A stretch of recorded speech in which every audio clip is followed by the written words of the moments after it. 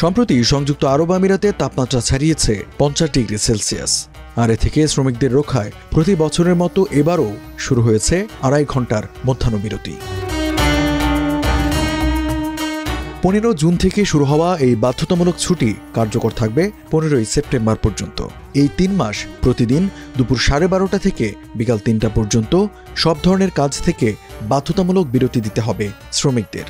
লাখো শ্রমিকের স্বাস্থ্য ও নিরাপত্তার স্বার্থে 21 বছর ধরে এই নিয়ম অনুসরণ করছে দেশটি।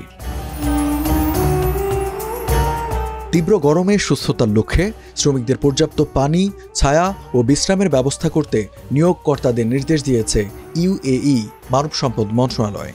এছাড়া কর্মক্ষেত্রে জরুরি চিকিৎসা সেবা নিশ্চিত করতে বলা হয়েছে। তবে পানি, বিদ্যুৎ সরবরাহ বিচ্ছিন্নতা, যানজট এবং মৌলিক সেবা খাত এই আইনের বাইরে থাকবে।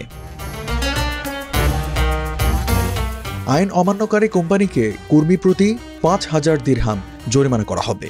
সর্বোচ্চ জরিমানা হতে পারে 50,000 দিরহাম, যা বাংলাদেশি মুদ্রায় প্রায় 17 লাখ টাকা। সাধারণত নির্মাণ, কৃষি, ল্যান্ডস্কেপিং ও অন্যান্য কাজে নিয়োজিত বাইরে কর্মরত শ্রমিকরা এই আইনের আওতায় পড়ে। সংযুক্ত আরব আমিরাতে কর্মরত বাংলাদেশি শ্রমিকদের এই আইন মেনে চলার আহ্বান জানিয়েছেন দুবাই নিযুক্ত বাংলাদেশের কনসাল জেনারেল মোহাম্মদ রাশেদুজ্জামান। নিজেদের প্রতি যত্নশীল থাকার আহ্বানও জানান তিনি।